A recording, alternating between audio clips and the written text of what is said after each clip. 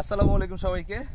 সুবর্ণচরে আছি এবং এখন চারপাশ দেখেন, একদম পাকা ধান। রোদের তীব্রতা, কিন্তু রোদটাকে অনেক নরম লাগছে, মিষ্টি লাগছে। সবুজ কাঁচা, এটা কি বলে, এই ছন। আমরা যারা নোয়াখাইলা ছন বলি। একটা সময় আমাদের পাড়া গায়ের ঘরগুলো ছনের ঘর ছিল। তখনও হচ্ছে ইটের বা কিংবা কাঠের ঘর হয়নি, এবং আমরা আমাদের মতো সমসাময়িক ছেলেরা আমরা আসলে ম্যাক্সিমামই হচ্ছে ছনের ঘরে জন্মগ্রহণ করেছি, এবং একটা এরপরে হচ্ছে আমরা আসলে টিনের ঘর দেখেছি।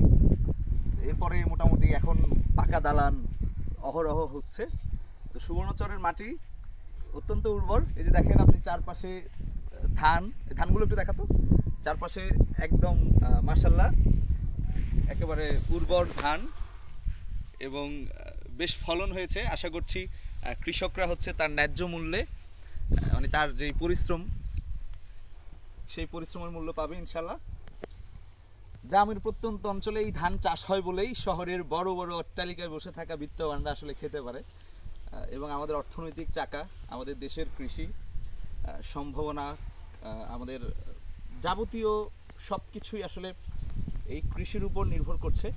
আমরা সেই ছোটবেলা থেকে পড়ে আসছি, কিন্তু কৃষি এবং কৃষক সবসময় উপেক্ষিত, সবসময় আসলে অবহেলিত। তো গ্রামের এই মিঠো পথ, এই প্রাণবন্ত সময়, যারা গ্রামে বড় হয়েছে, গ্রামে থেকেছে এবং গ্রাম ছেড়ে একটা সময়ের জন্য চলে গিয়েছে, তারাই আসলে বুঝতে পারবে। শহরে যারা বড় হয়েছে, শহরে যারা বেড়ে উঠেছে, তারা আসলে গ্রামের এই সৌন্দর্য, গ্রামের এই প্রাণশক্তি, গ্রাম যে আসলে আনন্দের সম্ভার, গ্রাম যে আসলে সুখের সম্ভার, এবং গ্রামে যে আসলে প্রাণ খুলে নিঃশ্বাস ফেলা যায়, গ্রামের বন্ধুত্ব, গ্রামের সম্পর্ক, গ্রামের সব কিছুই আসলে সুন্দর। যদি বলি সুন্দর কাকে বলে, সুন্দর হচ্ছে আমার গ্রাম, আমার ধান ক্ষেত।